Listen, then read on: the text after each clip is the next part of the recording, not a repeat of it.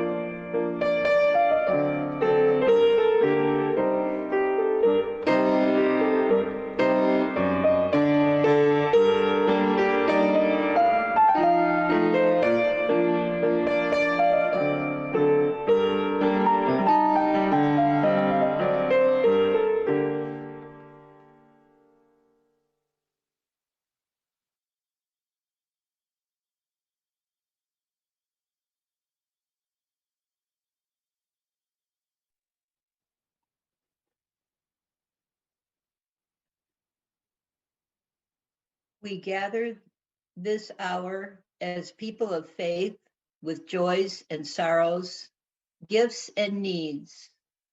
We light this beacon of hope, sign of our quest for truth and meaning in celebration of the life we share together.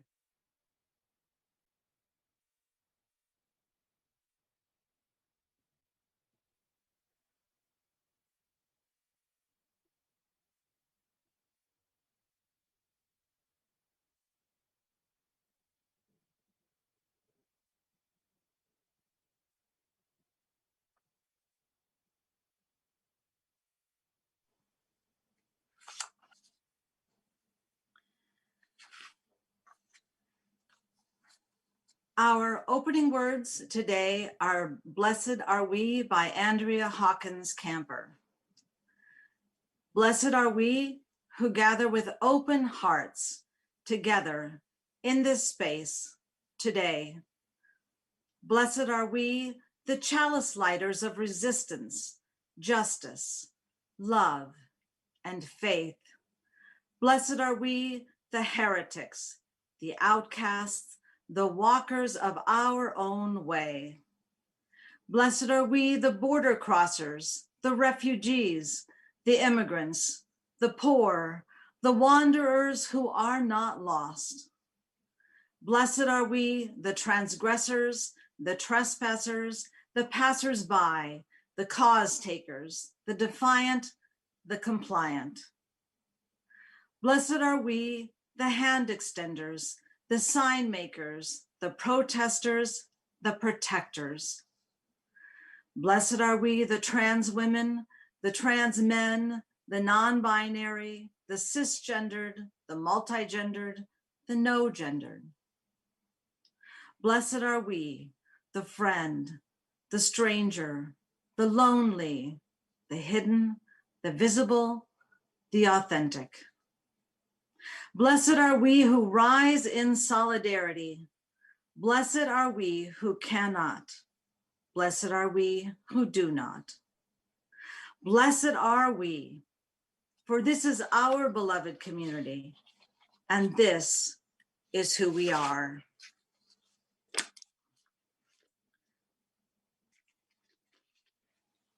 Our opening hymn will be number 149, Lift Every Voice and Sing. But before I begin, I want to take a minute to tell you about this piece.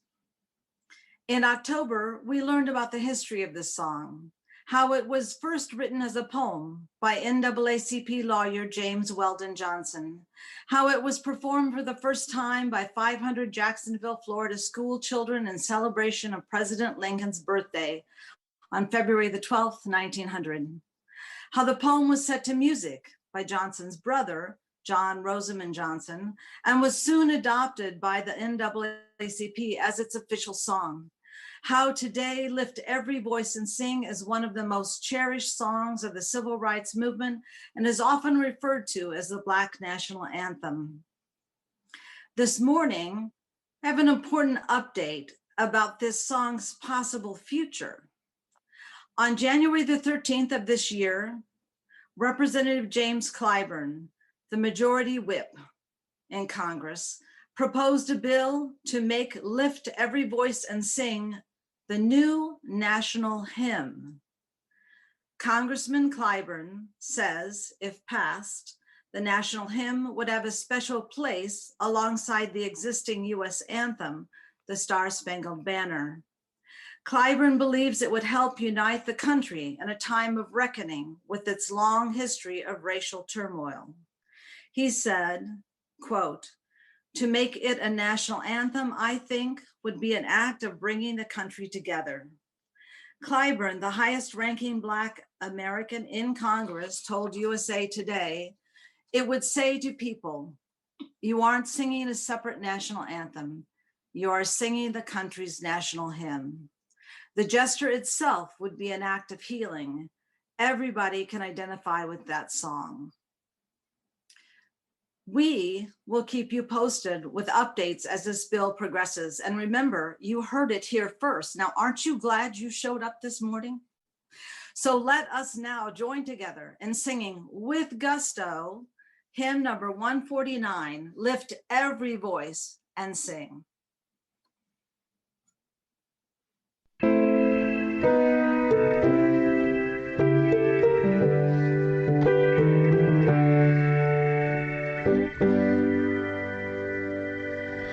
Lift every voice and sing to earth and heaven, ring with the harmonies of liberty. Let our rejoicing rise high as the listening skies. Let it resound loud as the rolling Sing a song full of the faith that the dark past has taught us. Sing a song full of the hope that the present adventures.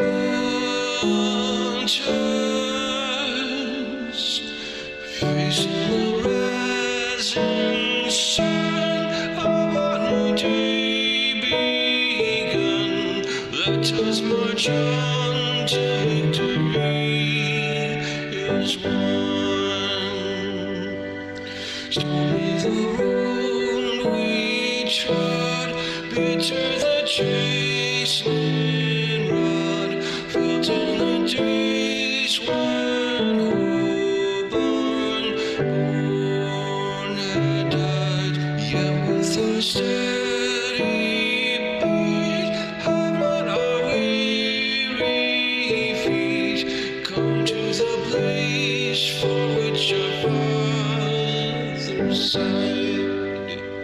We have come over a way that with tears has been watered. We have come treading our path through the blood of the slaughtered. Out from the gloomy past till now we stand at last, where the white gleam of a bright star is cast. God of our wearies, God of our silent tears, thou who hast brought us thus far on the way, thou who hast by thy might led us into the light, keep us forever in the path we pray. Lest our feet stray from the places, our God, where we met thee. Lest our hearts drunk with the wine of the world we forget thee. Shadow beneath thy hand, we may forever stand, true to our God, true to our native land.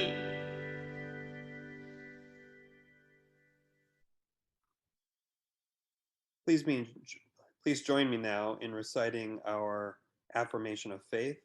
The words are printed on your screen. Love is the doctrine of this church. The quest for truth is its sacrament. Service is its prayer, and this is our covenant, to dwell together in peace, to seek the truth in love, and to help one another.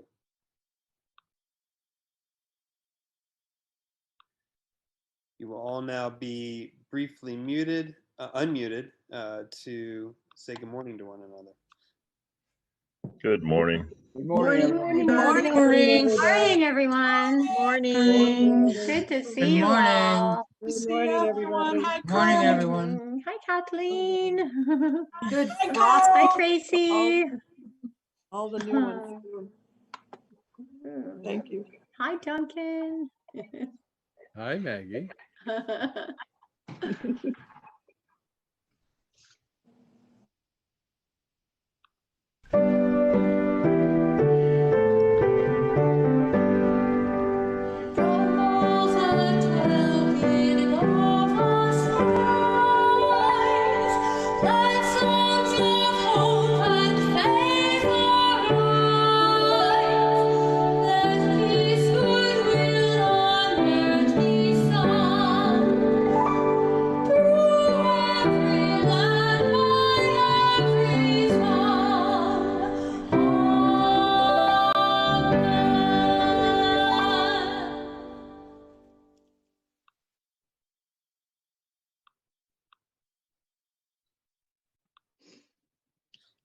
Now is the time in the service where we take a moment and share our joys and concerns, which have arisen in the previous week.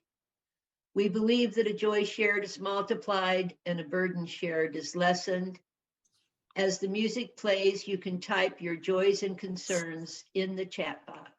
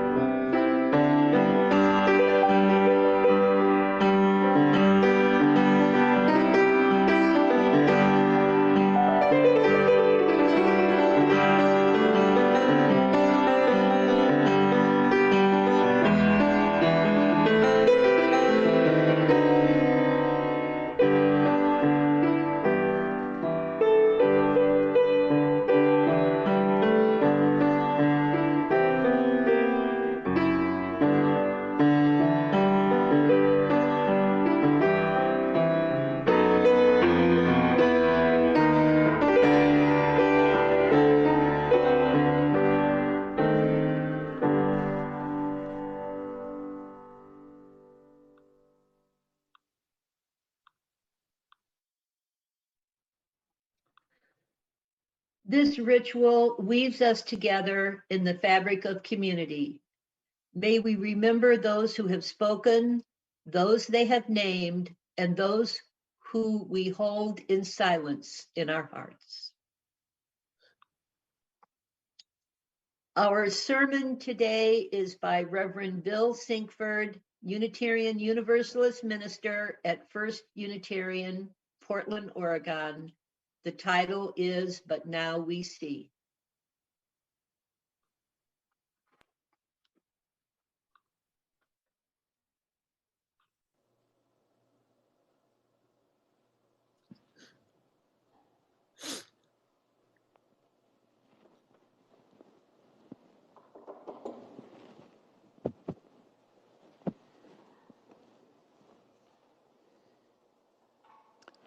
What a week.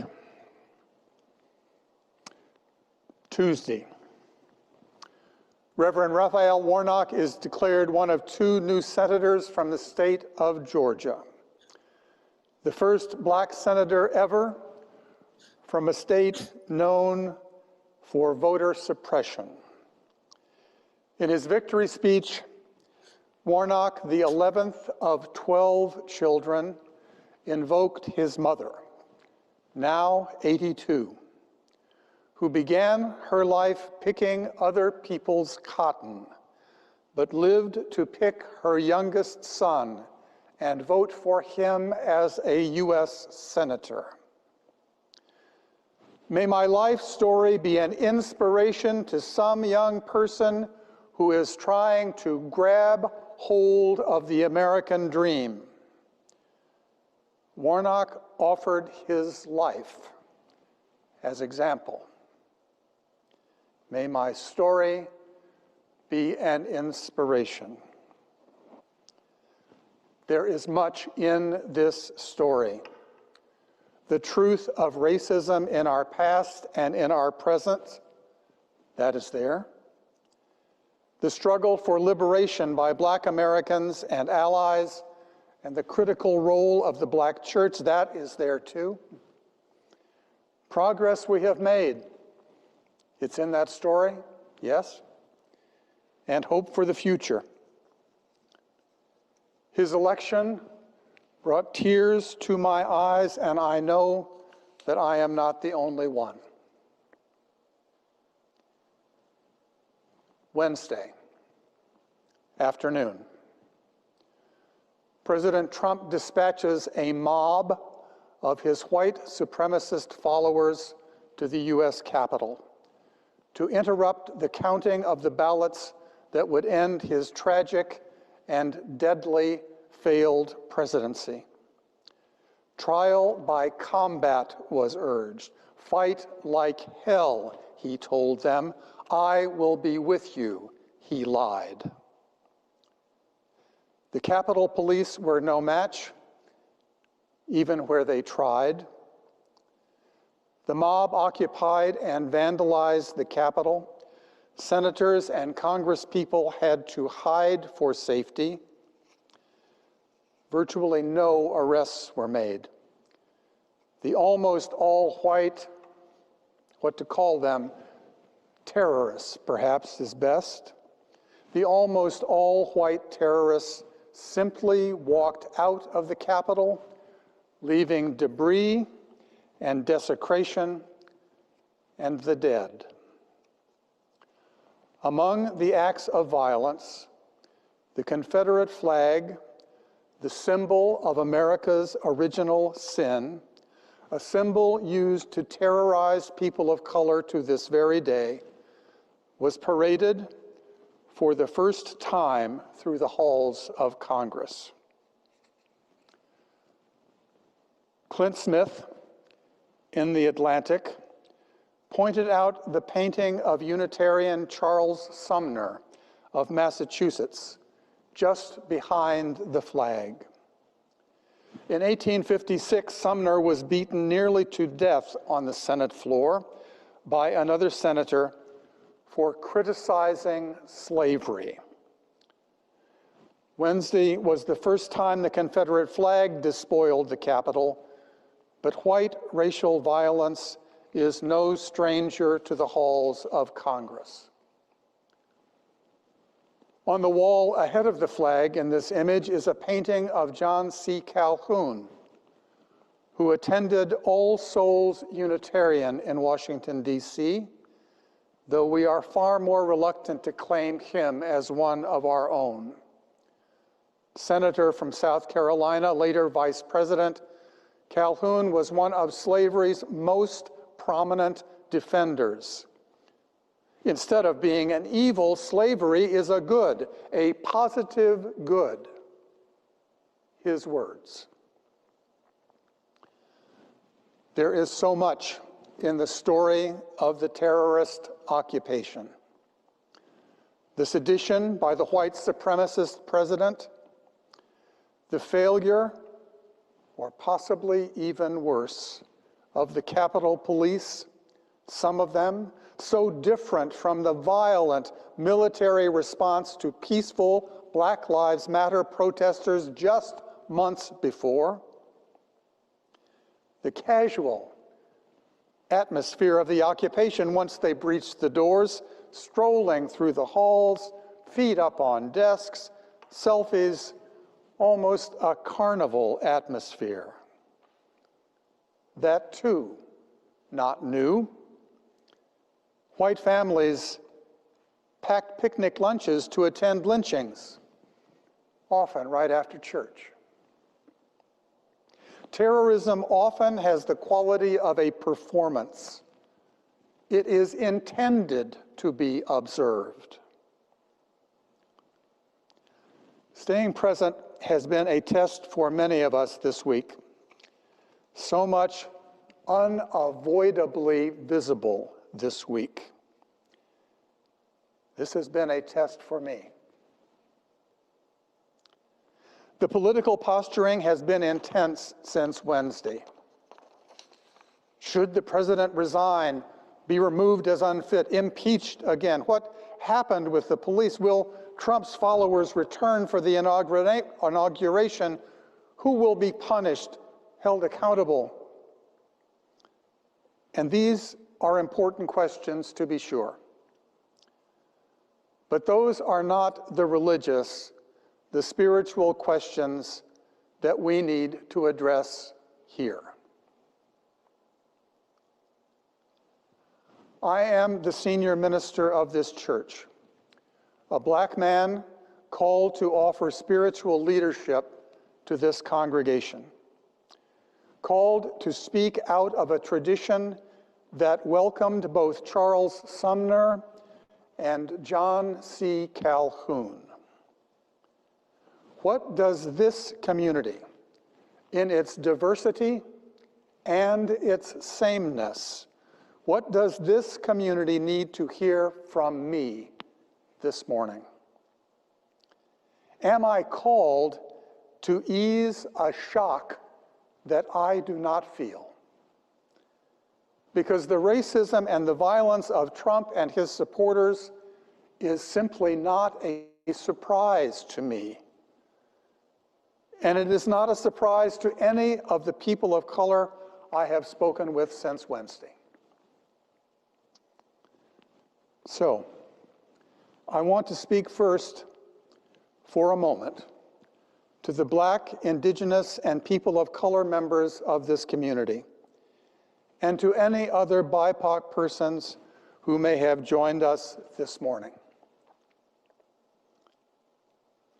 It is not your responsibility to fix the culture of white supremacy.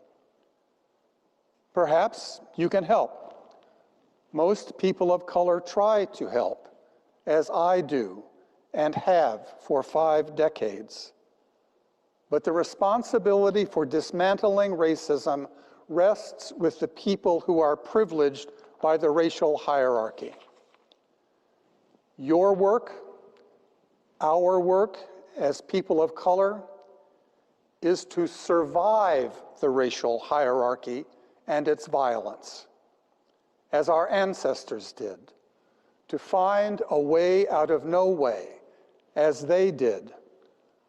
With Reverend Warnock, our lives are our legacy. This week is difficult for us in different ways. So care for yourself and those you love. First and foremost, survive. And you do not need to make things okay for the white persons in your circle. It is not your job to affirm that they are some of the good ones. It is not your responsibility to comfort them as they struggle with uncomfortable truths. We love some of these people. We do. But it is not our job to protect their fragility by continuing to center their discomfort. Caretaking for the white liberal community is some of the most draining work that people of color are asked to do in liberal America. Let the white persons in your circles, the white persons that you love, let them do their own work. And this does not mean that we cannot be in community together. Our faith insists that we can, but we enter with some different needs, and there are differences in the kind of work that we need to do. Now, to our whole community. What are the religious questions that we need to at least ask this week? How could this happen? In America, how could this be? This isn't who we are, is it? This week raises questions of identity. And the answer to those questions, the ones I just raised and heard this week, the answer to those questions is clear. Because the racism so prominently on display is exactly who and what America is and has been from its very inception. Trumpism is only the latest and the most flagrant embodiment of the culture of white supremacy that in this church we are beginning to try to dismantle. And if someone tells you over and over and over who they are, believe them. And America has told us what it is by slavery and apartheid, by Jim Crow and the new Jim Crow, by the theft of this land and the Japanese internment, by cages on the border and the gutting of the Voting Rights Act, by 74 million Americans who voted for 4 more years, choosing whiteness over democracy, by every black body killed by the police. America has been telling us what it is, who it protects, and who it has always been designed to benefit. We need to view this nation with clear eyes. See not a city on a hill, not an exceptional America, or a nearly perfect Portland, for that matter. I was blind, but now I see.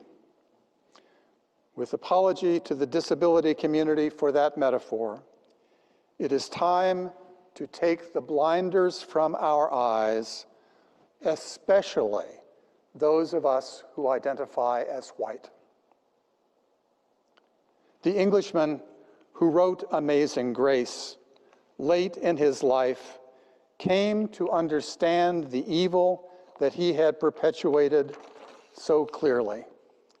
He came to be able to see it and understand it, and as the quartet sang so well, he was able to go deeper. The question for us is whether we are willing to go deeper now. That is the religious question. Whether we are able to open our eyes and our hearts and to refuse to leave the job of justice half done again.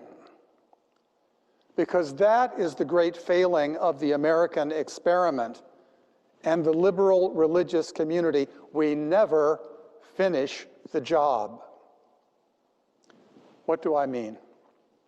Take Reconstruction. Changes were happening in the South after the Civil War. Blacks were voting, being elected, but in the Hayes-Tilden Compromise that we've heard a lot about recently, Reconstruction was ended so that Jim Crow could be imposed. And people of goodwill looked away. And freedom for the formerly enslaved persons was traded for political compromise and convenience. Take Brown versus Board. Separate but equal is never equal could have opened the way toward real change. But suburban communities were exempted from desegregation plans, and the federal government, with all of our money, built highways to take the white middle class further and further from the urban renewal of the central cities, and our schools are more segregated today than they were in 1954. That is 5 generations of our children. We celebrate the legal victories of the civil rights struggle, but how many were willing to see the new Jim Crow replacing legal apartheid? People of goodwill closed their eyes. We didn't finish the job. And we celebrated the first black president, saw Obama's election as proof of progress. What we did not want to see was that Obama lost the white vote in each of his elections. We saw what we wanted to see, progress toward beloved community, only to discover that we had Trump in the White House. We need to see with clear eyes and be willing to see change through, to allow the arc of justice to be completed. And for religious people, for us, here is the hardest part. the president called for healing later this week. Yes, the white supremacist president and other conservative politicians are calling for reconciliation. I do not believe them for a moment. What they want is our passivity. Because you know, and I know, that we are not ready for healing. On a one-to-one basis, personal reconciliation is hard enough. But as a society, we are simply not ready because we have not come close to dealing with the truth. And there is a reason that truth and reconciliation need to be paired. The truth is that there are two vastly different visions for this nation, and they are in contest. They are in competition. One is a vision for a vibrantly pluralistic, multicultural, multi-religious society in which our differences are seen as a source of strength, not as a threat, in which we see power in our pluralism and hope in our diversity. It is a vision in which both power and resources are more equitably shared, and the diversity of our identities is a source of celebration. This is the vision of the beloved community. This is our religious vision. Now, we're far from making it real, but the vision is quite clear.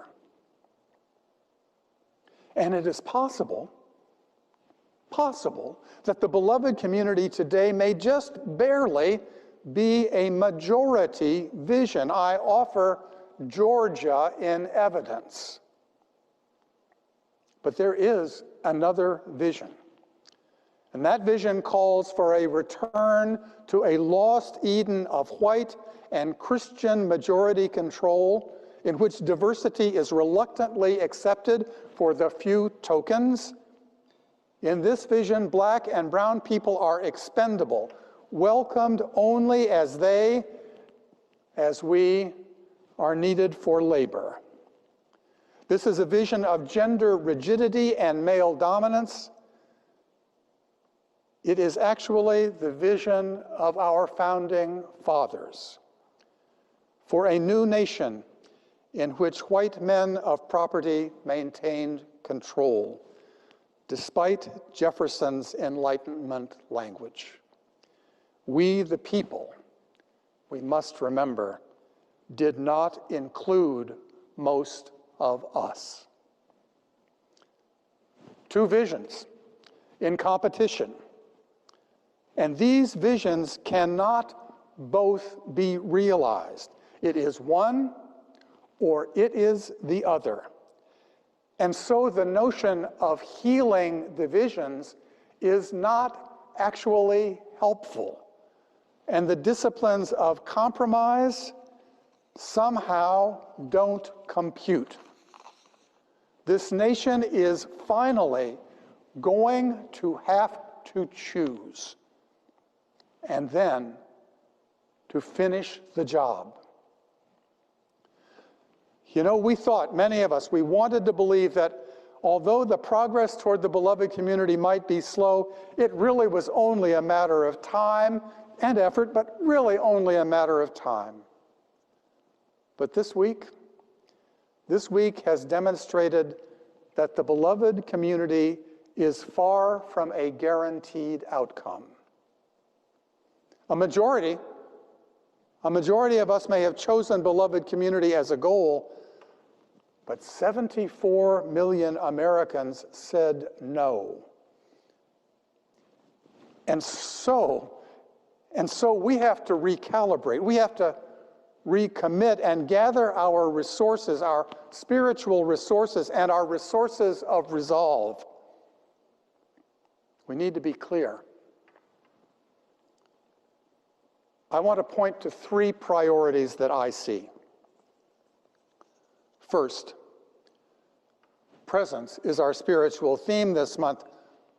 We need to be present to the truth of this contest for the soul of the nation and to the deep divides within the body politic. We cannot allow our optimism or our hope to dim our ability to see clearly what is so clearly true. Second, it is not enough for us to be right, for us to be on the right side of history, though we are. But it is not enough for us to have the perfect analysis. It is effectiveness we need, not righteousness. And we need to begin changing things. Real lives are hanging in the balance. And third, there are many who hold that other vision whom we probably will never convince. We will try to change hearts and minds, certainly of those people we are close to. But I believe we would better invest our time in making the institutions in which we live move toward our vision of beloved community. We need to continue our advocacy, of course, in the wider world, but we also need to change what we can, where we live. That is Portland and the communities that make it up, its schools, its policing, and its churches. We are clearly a majority in this community. We who hold the vision of beloved community, we are a majority in this community. We need to start acting like it. Now, preachers are supposed to end with the good news. And I am a preacher. Let me encourage you to remember Georgia and what organizing and energy can accomplish. The task is not hopeless. It is just hard. The arc of the universe can be bent. We've seen it done. And we are answering the call of love. If we make love real by the living of our lives, love will be there to meet us and to guide us. These commitments are spiritual commitments, deeply spiritual. And it is not just the soul of this nation that is at stake. Now, the summons sounds again. A still, small voice filled with love. Can we respond with our lives?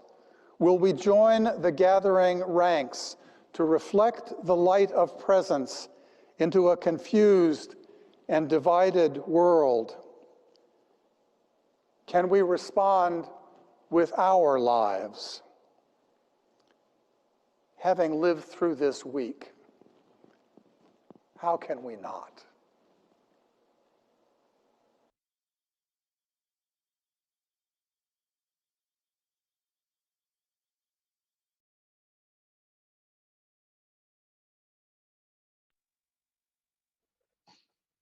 At this time, we would like to do a short meditation. So collect yourself, relax, take a deep breath. I'm going to read a calming statements, and then we'll have a minute of silence to meditate.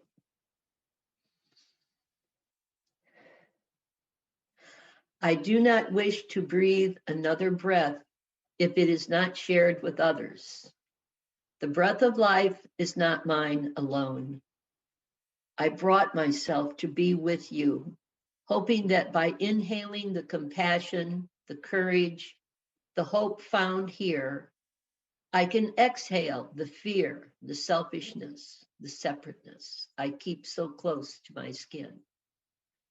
I cannot live with another moment, at least not one of joy, unless you and I find our oneness somewhere among each other, somewhere between the noise, somewhere within the silence of the next breath.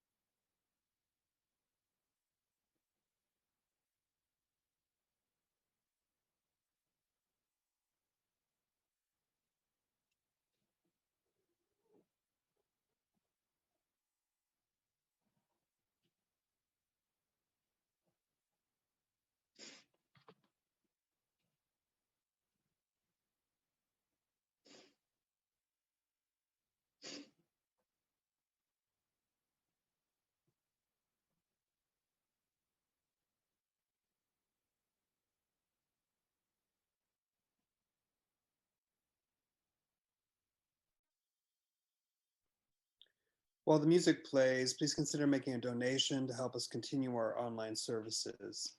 The link is available on the screen, but it is not clickable. You can go to the chat box to find a clickable link.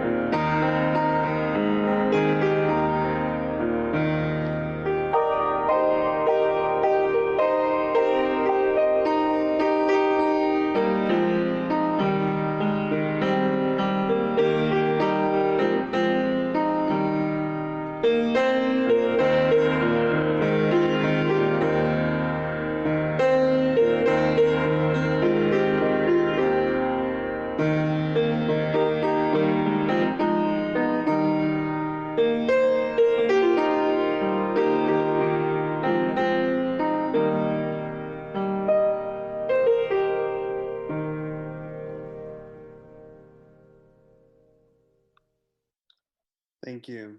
Please join us now in singing our closing hymn, One More Step, number 168. One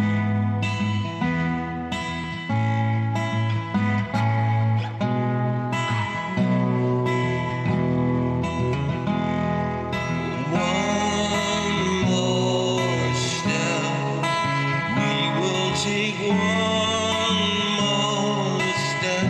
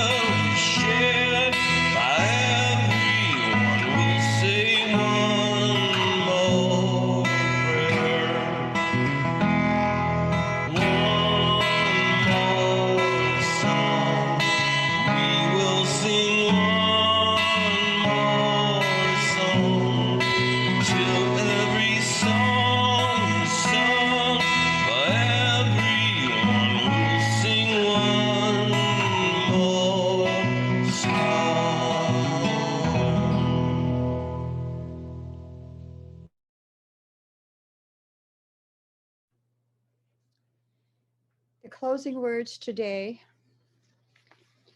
are by Megan Foley and Teresa I. Soto. All of us need all of us to make it. I have been honored to do this reading for the second time. I'm honored to be asked. This is a responsive reading. The words will be on your screen. Repeat the italicized bold words together.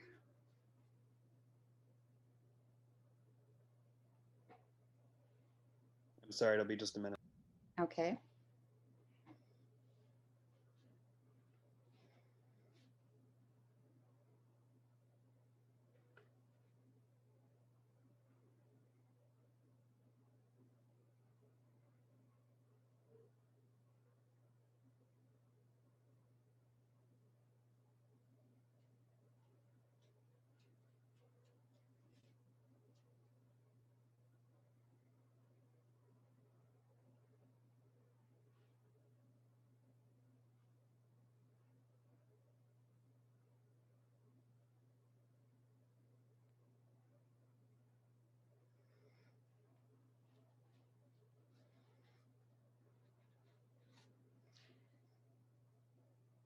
Unitarian Universalists support the Black Lives Matter movement because all of us need all of us to make it.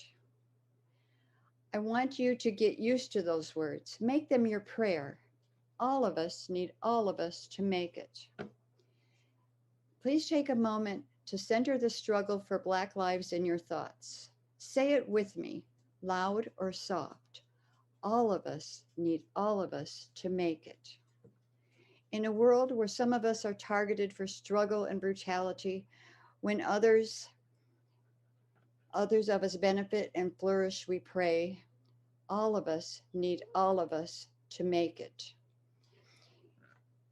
In the excruciating space that lives between seeing and naming and hearing and changing, we pray. All of us need all of us to make it. Make a picture in your mind of someone you aren't happy with right now. Look at their face in your mind and pray.